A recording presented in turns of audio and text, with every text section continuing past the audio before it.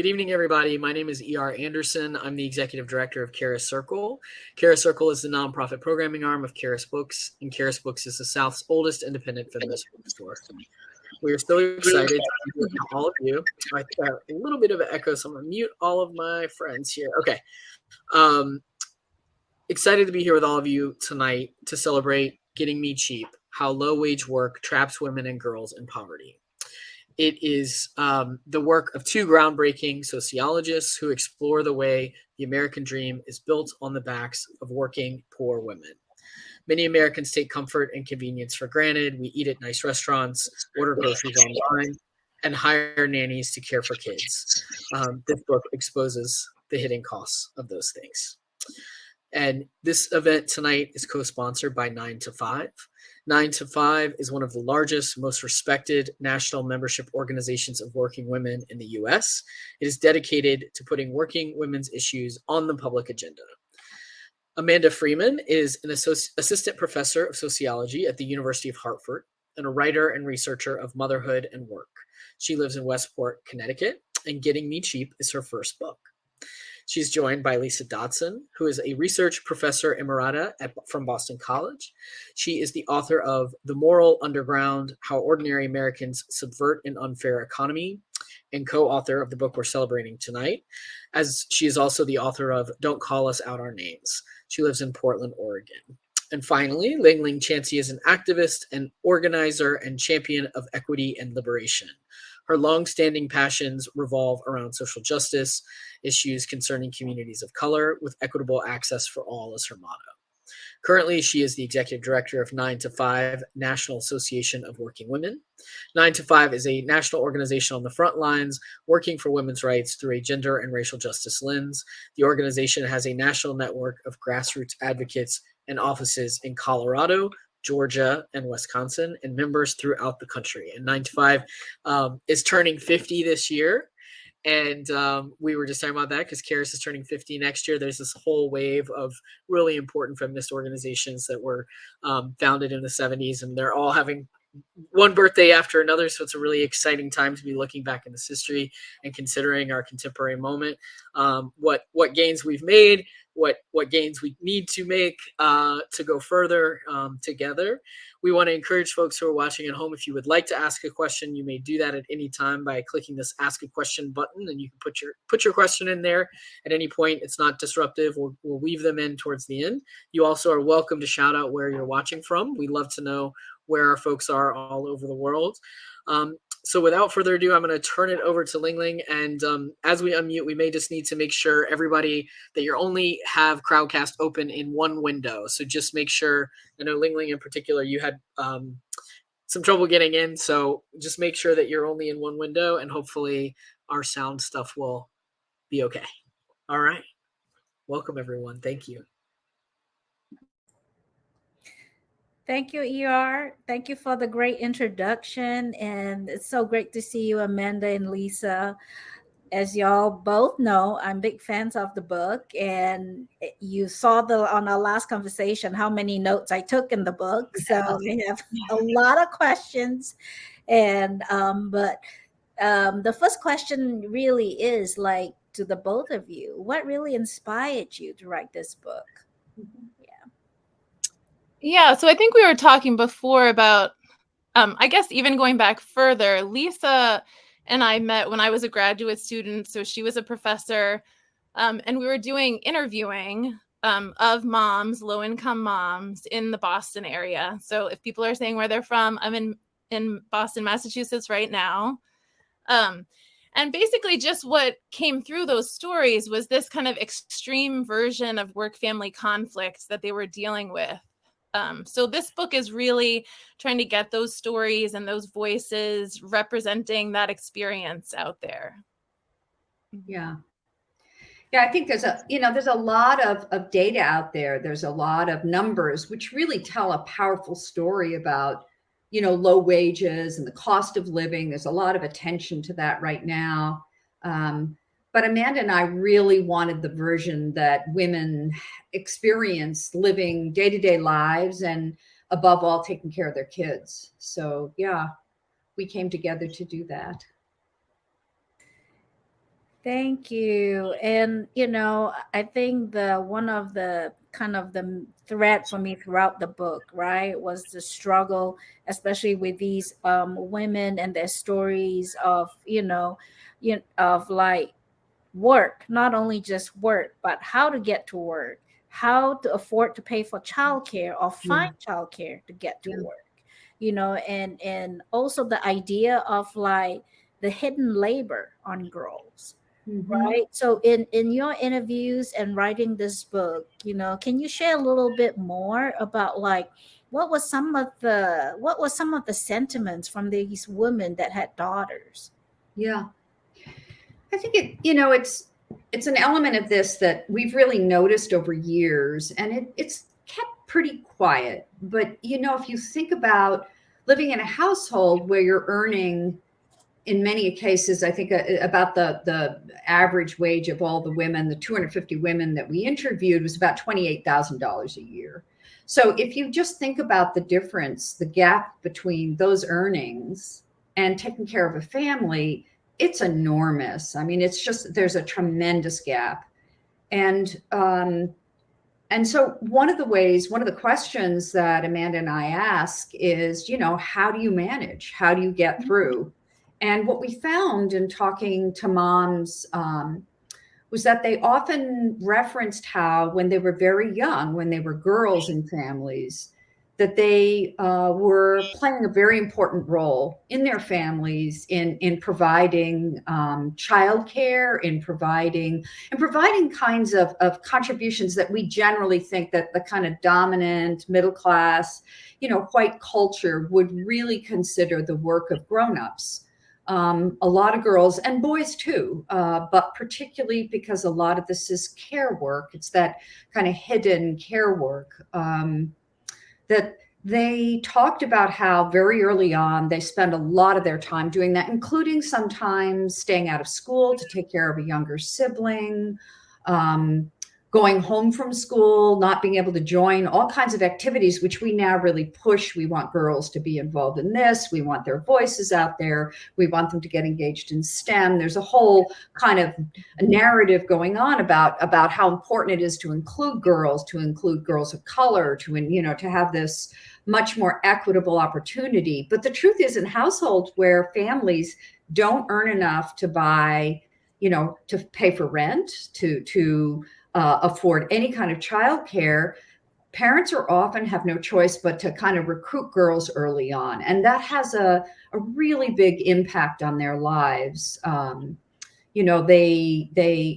is a luxury in the US. Some kids get it because their parents can afford to buy it for them, but a lot of kids in millions of families, it's really out of reach.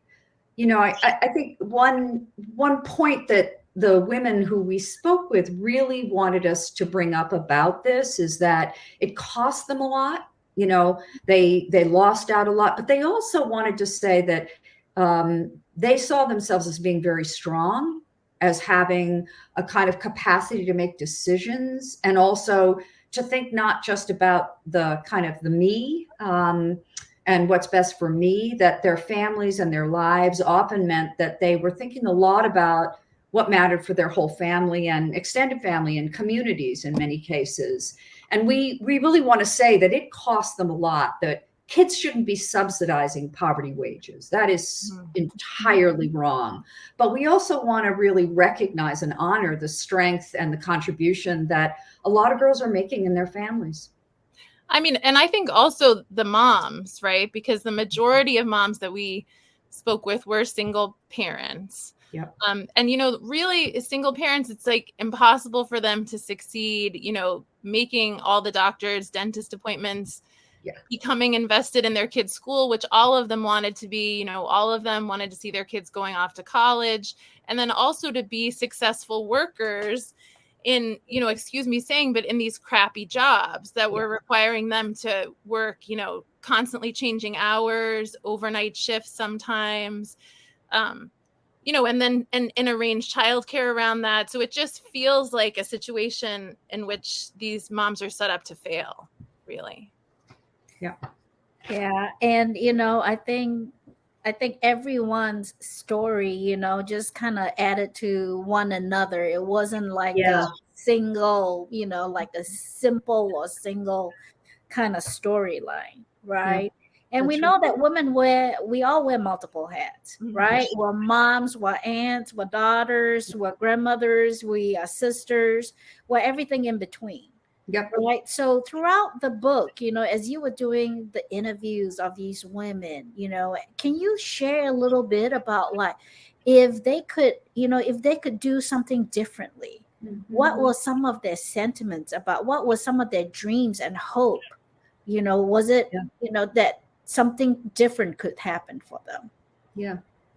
I mean, I know that I felt like a lot of the times asking women about their career aspirations, for instance, and they didn't necessarily even connect that to what we might think of when we're younger as like what we want to be. I mean, for them in that moment, the most important thing is their children, right? And making enough money to support and raise their children. So they would really be thinking more when I would ask that question, of like, well, what is the job that can get us the most secure wage, to move my family out of poverty? And then I was really struck by, if we kind of circled back around, some of them would talk about like, well, when my kids are older, I Yeah. might be able to go back to, thinking about different kind of school that maybe they had always wanted to, like nursing was a really popular Yeah. profession. They would say that I would think about going back to school for this. Or, I mean, one thing that is in the book too is like a lot of the women had been helped by various like social workers, agencies, and really look to those professions as things that they would like to do someday. Mhm. There was some survivors of domestic violence, and they really wanted to, connect with other survivors and be able to help them with their experience. I mean, at the same time as having this awareness, like, wow, those jobs working in nonprofits may not pay a living wage. So Yeah. it's not something I can necessarily do now with young children and support them at the same time. So kind of like still deferring their dreams. And then you just wonder, or I wonder as an interviewer, like, does that time ever come back around, right? When they really Yeah. can focus on themselves, or like, maybe there's going to be grandkids or other extended family responsibilities. So you don't really know. Lisa, what about you? What were you hearing? Well, Amanda's absolutely right. Like the key response to almost everything orbited around how am I going to take good care of my kids? But there were also women who told us accounts of, working incredibly hard, unbelievably hard to try to go to college, to pursue something. One woman really wanted to be a marine biologist. Another woman wanted to be a chemist. There are many, many different interests and dreams that people had. But they also, there were so many obstacles put in their way. One group of women we interviewed were actually in college, and and here's a story of one woman. She had worked very hard. She was a single mom. She'd managed to get in a program actually here in Portland that would allow you to come to school and would help you sort out childcare for your child. Rare. These programs are very rare, and so she did everything she possibly could to get into that program. And she had returned home to help her parents, to help particularly her mother raise her little sister, who was also a baby. And when she went to school in Portland, she told them that she actually needed daycare because she had for two children, because she said she had two children. And while interviewing her, I said, well, I thought that when we talked, you said, you just had your daughter. And she said she brought her little sister along as well, and told them that her little sister was her other child, because otherwise she could never have left home.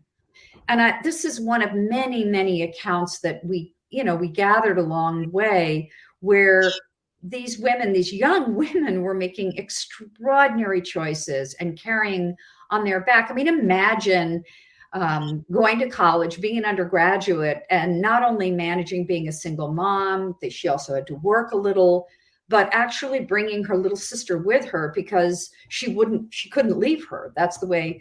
And I think that these are accounts that people seldom, by people, I mean middle class people or people with some affluence, when they imagine sending their kids to school, to pursue their dreams, which of course we all want our kids to pursue their dreams, but we think it's incredibly important to understand what some people have to do, and particularly the gendered care work, how much women carry on their back just to be able to even pursue a college degree. Yeah, absolutely. I mean, in the work at 9 to 5, like these are not uncommon stories or uncommon experiences in the communities that we work in. Yes. Yeah. And let me ask you, Lang Lang, could what are some of the ways that 9 to 5, is actually out there addressing some of these issues? What are some of the priorities that at this point you're doing work on? Yes. So, 9 to 5, we carry several buckets of work, right? One predominantly is our workers' justice bucket. Yeah. So under workers' justice, we are trying to, pass legislation or policies that, that are good for working women, right? So anything from sexual harassment to paid leave to paid sick time, like we work on all of those issues, and we have campaigns around those issues. And then the other bucket of work at 9 to 5 that, as I said before, we all wear multiple hats. Yes. So you can't just look at, what's happening at the workplace. You also have to take into consideration the holistic person. So we also work on issues under the bucket of family and community sustainability. So those are issues like childcare. Yes. Issues around housing, right? Under eviction, utility justice. Yeah. And one of the campaigns, that I want to highlight in Georgia is a utility justice campaign. Yeah. So there's a town about 3.5 hours away from Atlanta called Albany, Georgia. And some of these residents and in the community that we work with in the BIPOC community, they rent these apartments that are owned by slumlords, and the utility bills are between $600 to $1,000 a month. It's just unbelievable. So if you think about, outside of rent alone, your utility bills are so high, then you add on top of that, how are you going to pay for childcare? How are you going to put food on the table? I mean, a lot of people have utility bills, that are thousands and thousands of dollars that they could never pay back at this point. So we're working with the local government. We're trying to, find justice on this area because it is hindering, you're asking people to choose between turning their lights on or putting food on the table. Yeah. So, sorry, Amanda, you had a question? Oh. No. I was just thinking in terms of those campaigns, they probably also, I mean, does it address too, are people ruining their credit and all of, I mean, I'm sure that's also part of it, right? All of this financial instability, because I mean, everybody encounters like you're late on one thing and then you get a fee and then it goes on your credit report and then you can't. It's a vicious cycle. Yeah. Once you get into it, it's a vicious cycle.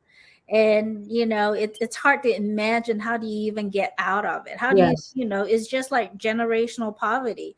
Where do you put the stop almost, right, to break apart from it, Yeah. And I know in your book, you talked a lot about also, women you had stories about women getting fired from their jobs while they just had a baby because they couldn't go back to work in time. And, this is the 30th anniversary of FMLA. Yeah. So I want to hear a little bit about from the both of you about what do you think about the future of paid leave is and how it has impacted these women, because really none of these women in your book that you talked about could access FMLA. Yeah. Yeah. Right. I mean, I would say like unpaid leave is no leave if you're depending on that paycheck. I was most struck probably that like almost none of the women we spoke with had access to sick leave, which I think a lot of Americans we take for granted, right? So I think the women are doing all of this unpaid care work at home. I mean, we know globally women do like almost 80% of care work. It's not recognized as work. It's not paid. So they're just doing it. And then in their jobs, a lot of times they're piecing together these part-time jobs, so they're not qualifying for benefits.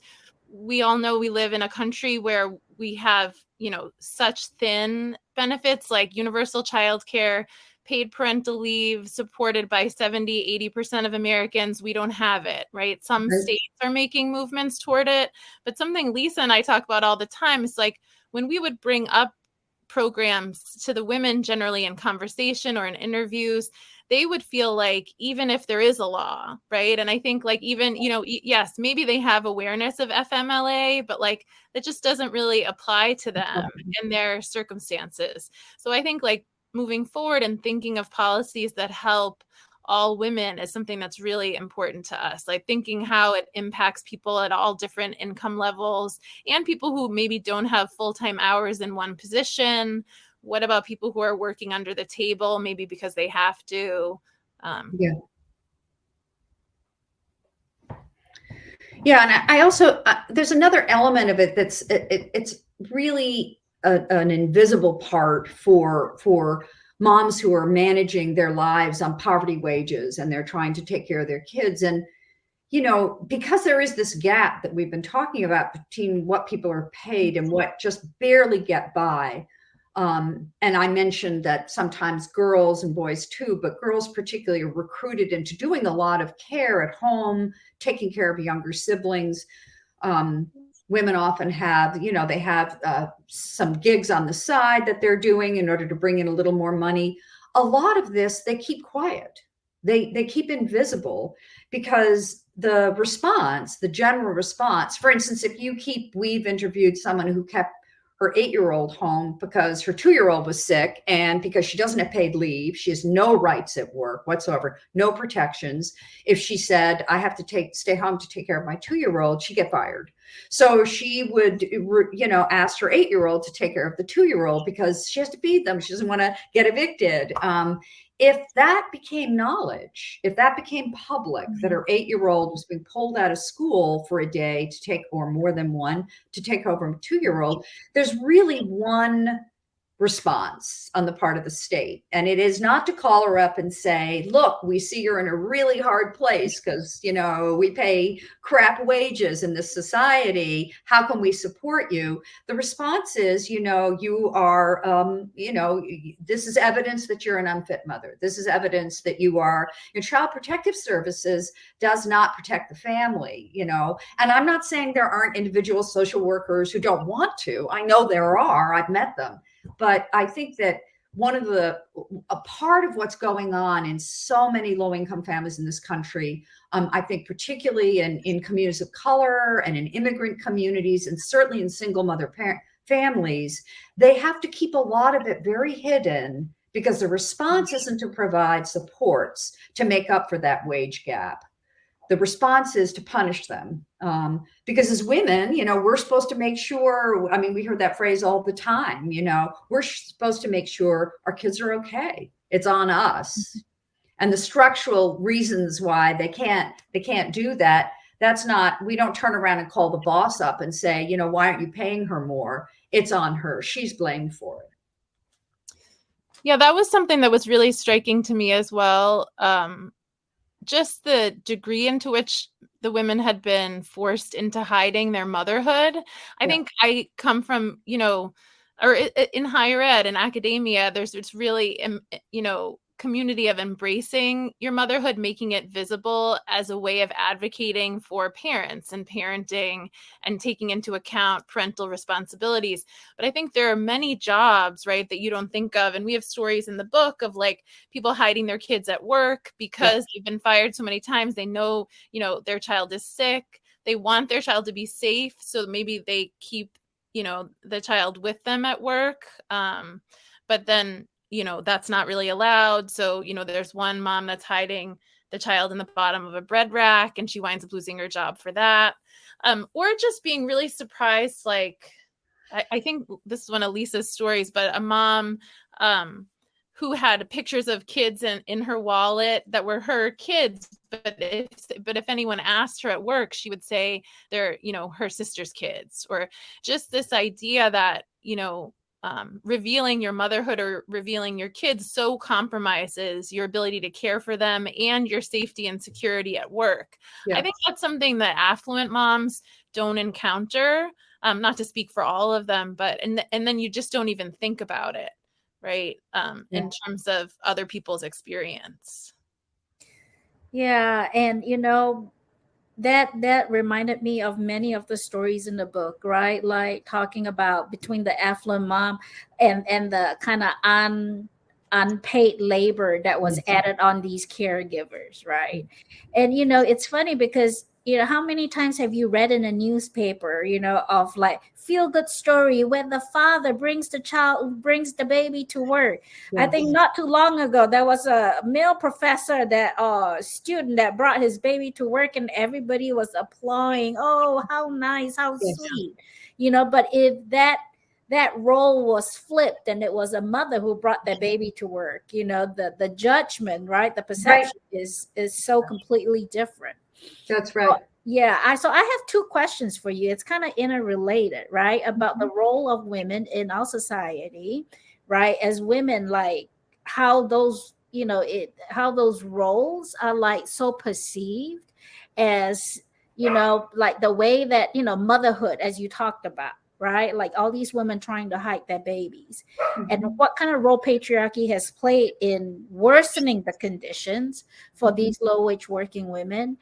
And then also the notion of, I wonder if, as in your interview process, did these women talk about racism? Yeah. Especially, the women that were women of color, did they talk about racism? And how did that surface for them? Was it on the forefront of their mind, or was it not? And it was just by circumstance.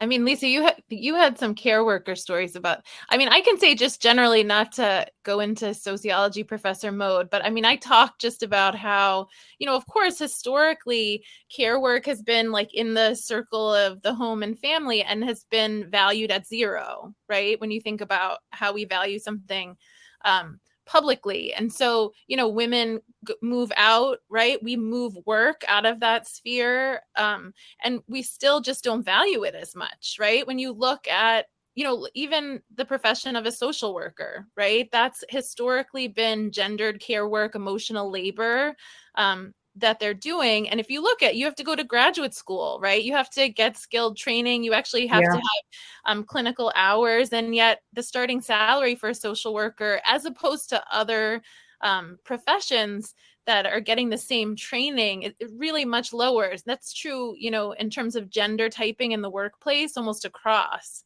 So, we were talking about 95% of childcare workers are women. That is certainly labor that has historically been valued, not as much. And the average wage is around $10 an hour. And yet I think we would all agree, like, care for our family members, care for our children, the most important thing in our lives. We really, in many ways, value it the most, but the pay, the way we publicly value it is not equal.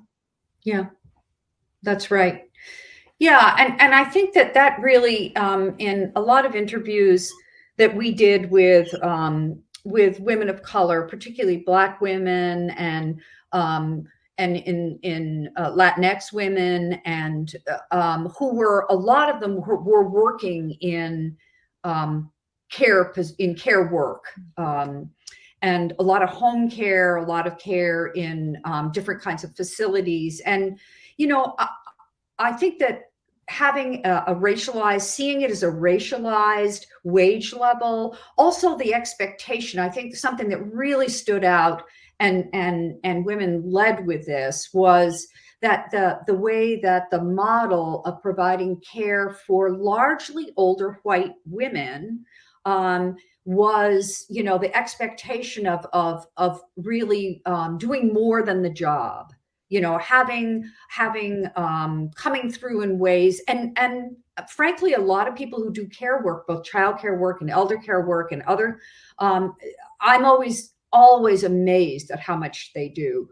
But they also was very clearly discussion of, you know, other forms of slavery, of being enslaved by the wages, as well as the dynamic and experiences women of color have had when they're, you know, they're going to homes to take care of people, and the white people that receive them at the door clearly do not want a woman of color coming in. So racism was, you know, that was a part of the experience of being, you know, of having wages that were, people really did talk about as being slave labor. I think that there was also this real intersection with discrimination towards mothers, towards women, towards mothers, with racism. I mean, those were very much, a lot of the women of color saw those as very connected. And I really feel like part of what comes out of that is this lack of concern for children of color in this society, for poor children in general, but for children of color. And that really, again, as we've been saying all along, probably the sort of the core that women talked about was making sure their kids were okay. And when you're in a society that demonstrates to you in so many different ways that they're not going to help you make sure your kids are okay, people really, women of color particularly, really saw that as part of that as being racism, as well as classism, as well as just this discounting of low-income kids. And I think, you know, one of the hopes Amanda and I really have for this book is asking women who have some people, but asking particularly women who have some power, some profession, a place where they have some voice, that then when they use that voice because of their concerns about gender equity or their concerns about their children, or that they make absolutely sure that they're using, that what they're arguing, the voice they're using includes these women whose conditions are just really profoundly unjust, what they face. I was just going to add about the care work. I mean, it's really also striking that a lot of the same people who are mistreating the care workers in their home are also expecting them, right, to really take extra care, go Yes. above and beyond caring for their family members in such a way that, I mean, it's just expecting so much from a person who, in my view, you're actually abusing, in terms Yes. of labor. And then also, they might just show up and you've decided you don't want to go out, so maybe you don't need them for the shift anymore and you send them away. Yes.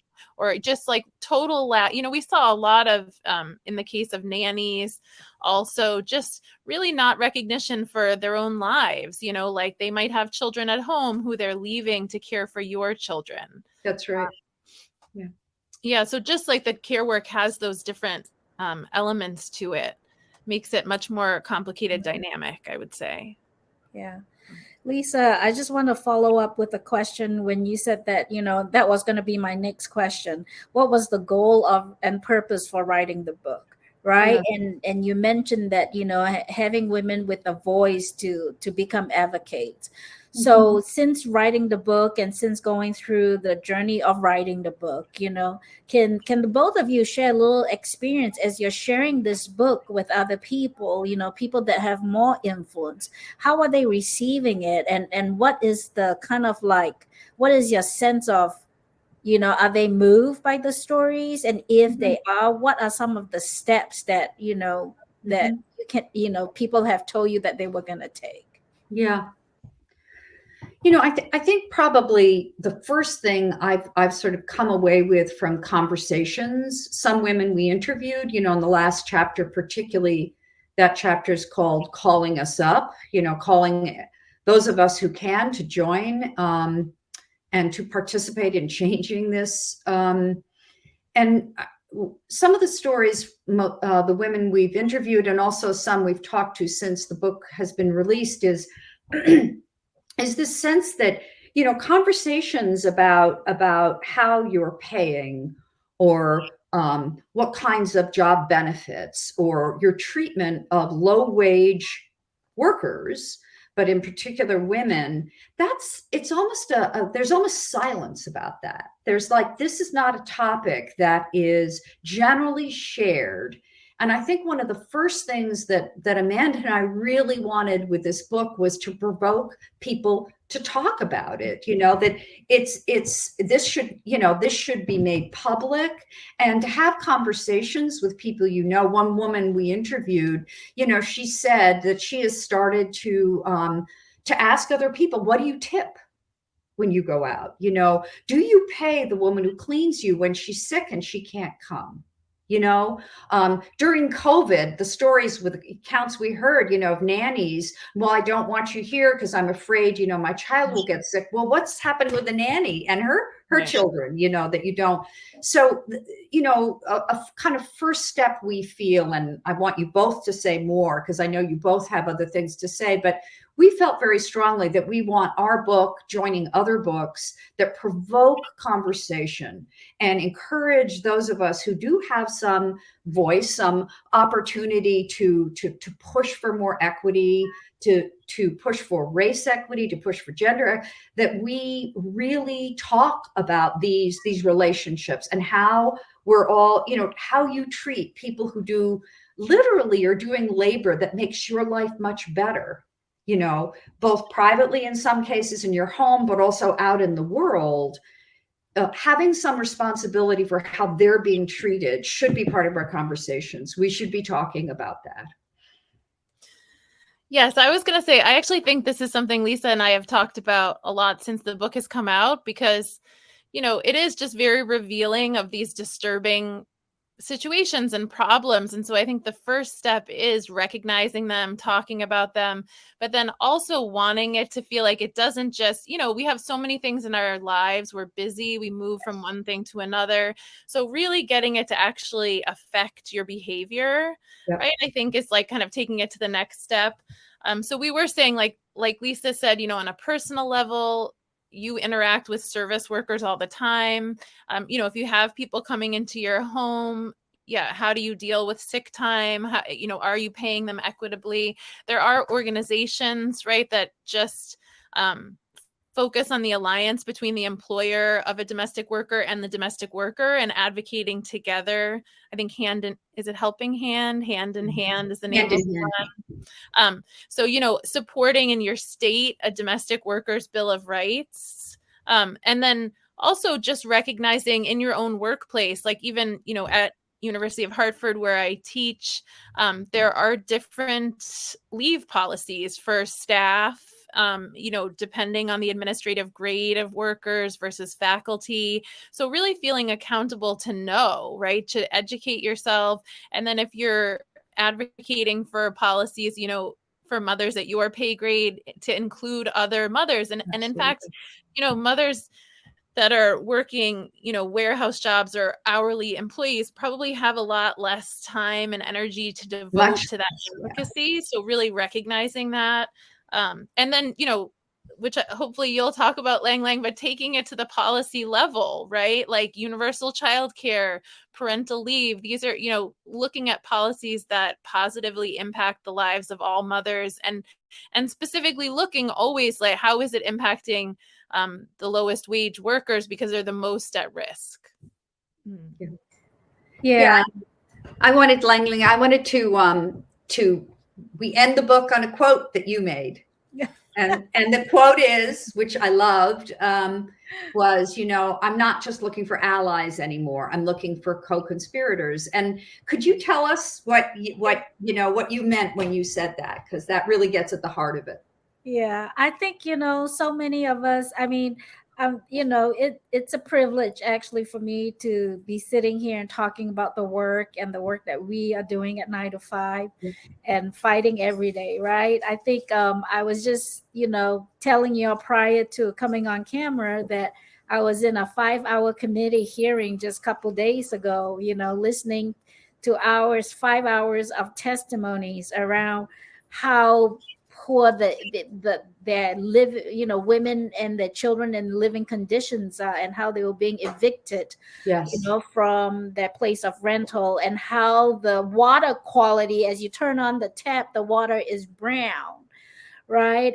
And so I feel like, so many people want to be good allies. They want to just stand on the side and say, hey, I support you, I support what you do, but there are so few that will cross the line to say, what can I do? That is the kind of people that we want in that have voices, right? Like y'all talked about, is to be that person to cross that line to say, what can I do, and how can I help? Right? Whether it's being a voice, a voice to advocate for what we need, or putting your resources, putting money to what we need to do to get done. Making sure that every time you go to a restaurant, you tip more than 20%, even if your bill is $5. Like, what does that take? Because every dollar that you can spend on somebody who's making the lowest wage job, every dollar extra that you can spend on them, is going to help them build economic security. Right?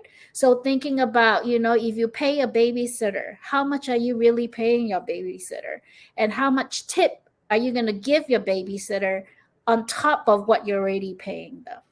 Right? Because in the book, you talk so much, right, about this added level of work that is unpaid. Mm-hmm. Right? So I need co-conspirators to understand, what is the value they are caring for your family. That should be enough to know how much work is going to that work, right? Especially folks that are caring for family members at home, for your child at home. Like, so I need those co-conspirators to cross that line of not just being, hey, I support you, but like, what can I do? What can I do? Right? Is the question that I hope those people will start asking. That's right. Yeah.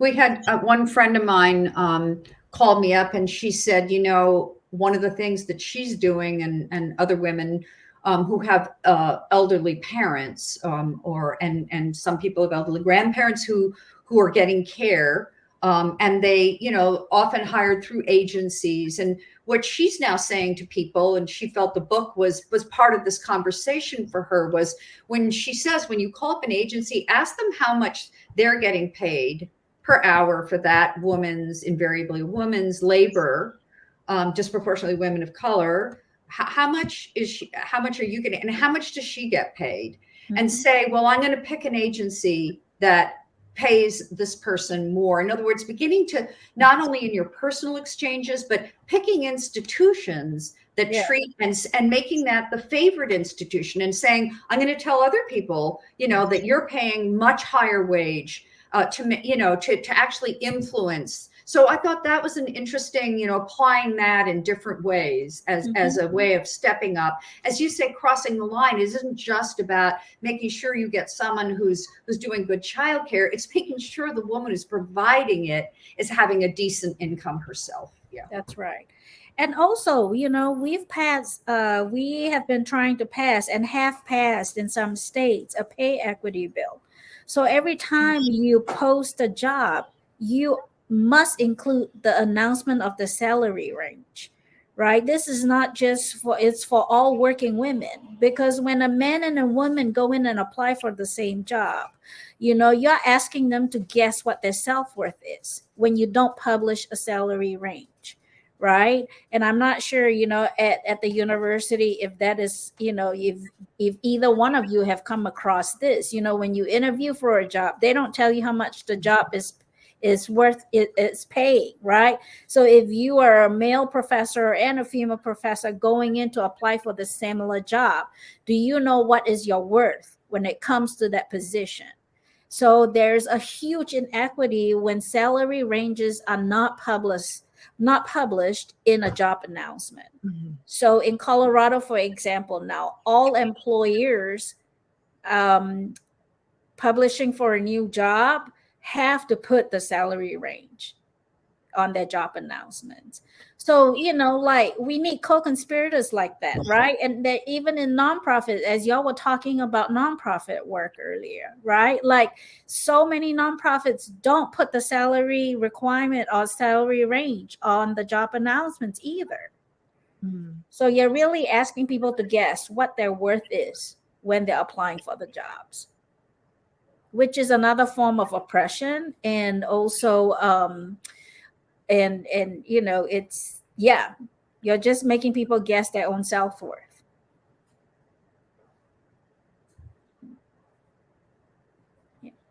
Yes, I agree. I actually just wish we could publish salaries. I don't know why salary data is private, right? If you work at a public institution or a public university, then it's just out there, right? I don't know. I mean, I think like we know women don't tend to negotiate salaries. They don't tend to ask for promotion. So having that knowledge, like what do we do with that knowledge? What do we do with that data? I mean, I do think we do a better job just in college of teaching women that. As they're coming up through, in programs, trying to get them to do that but you're right. I mean, there's nothing compelling the university to release salary data. It would only get them into trouble. I think they wouldn't do it, right? I mean, I don't mean just my university. I just think generally, right? It's not, businesses don't choose to do that.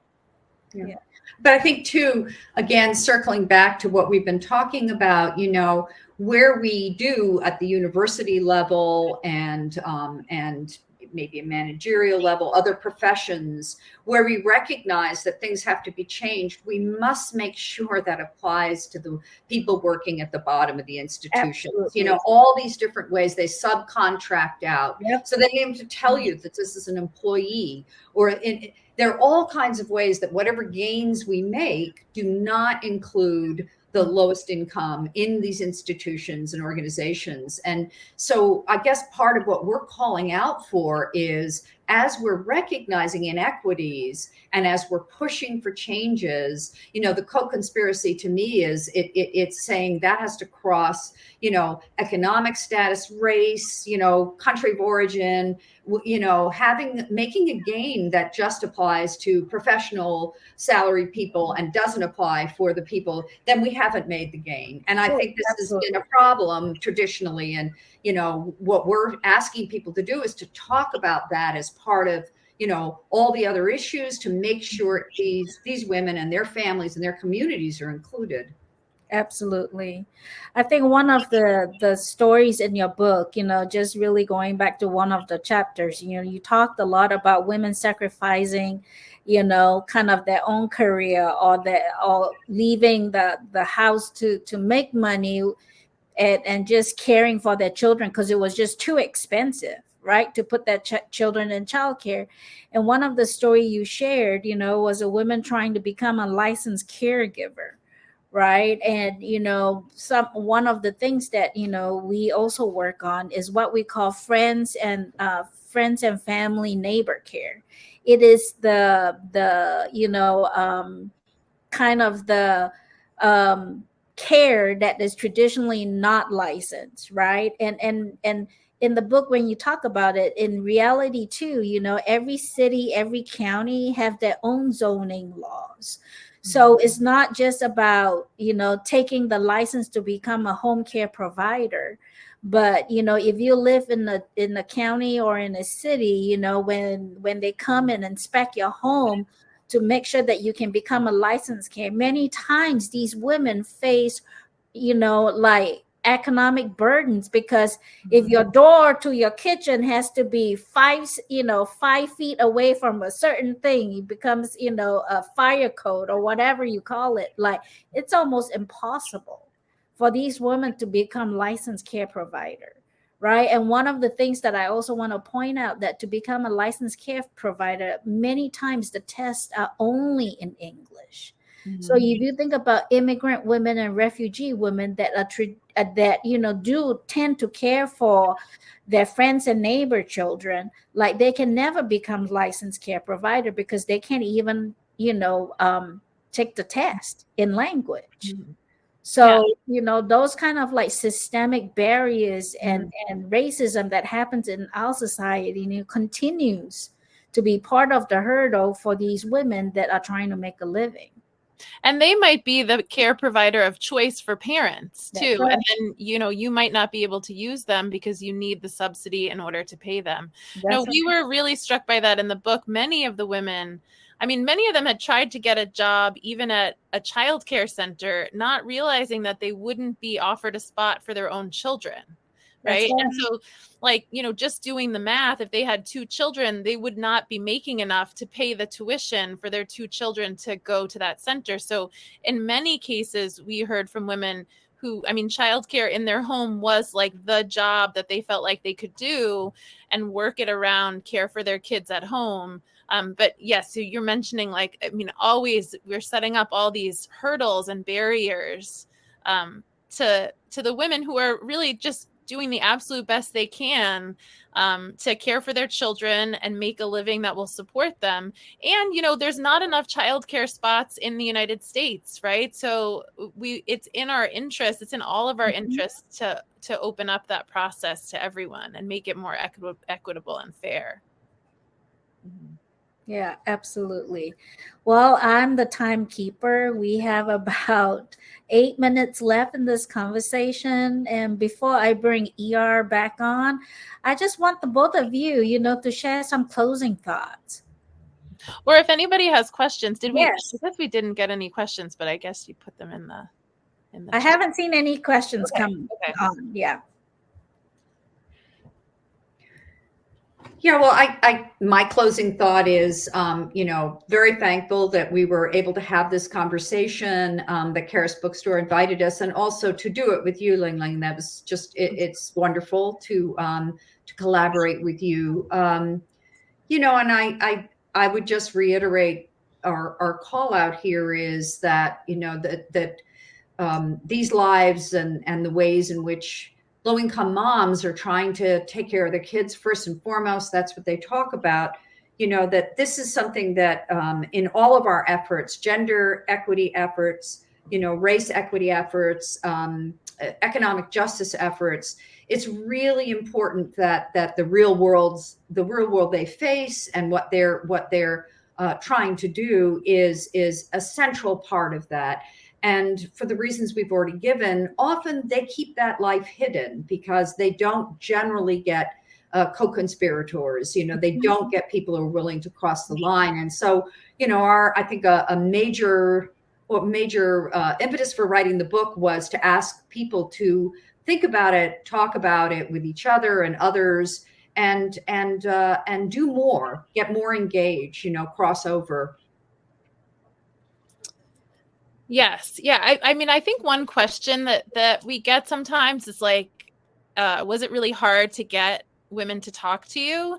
And I would just add, for the most part, no. I think especially the women that we're talking to often don't take the time, right? Because they don't have it.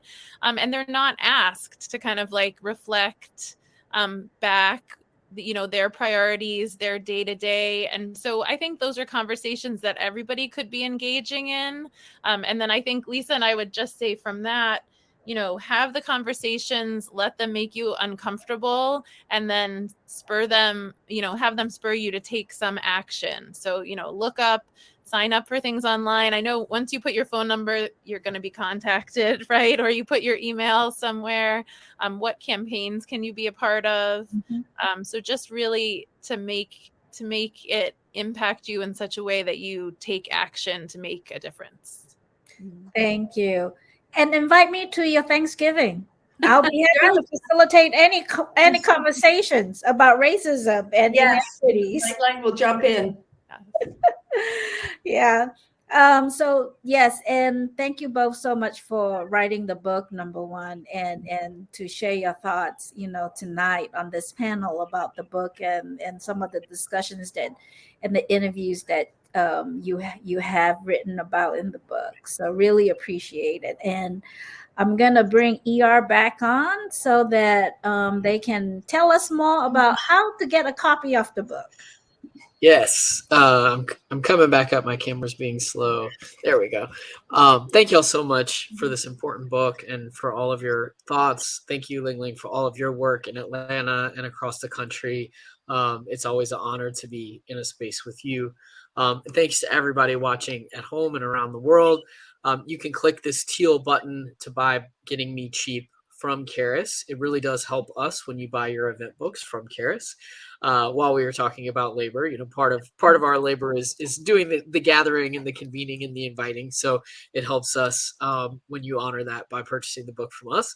If you already have the book, another way you can support our work is by donating to our nonprofit. Our nonprofit pays for things like this platform, for my labor and the labor of one other person to help put events together, advertise them, things like that. So those are two great ways you can support our feminist space and the sort of physical gathering grounds of Karis Books. So I hope that you all have a wonderful Women's History Month and that you continue to enjoy this book tour, and that more and more folks encounter this book, because it really is such an important asset in this conversation that unfortunately is not being had at the level that we need to be having it. So I think this is a really key intervention, and we will do our part to keep pushing it out, and I hope everybody watching tonight will too. So thank you all so much. Thank you.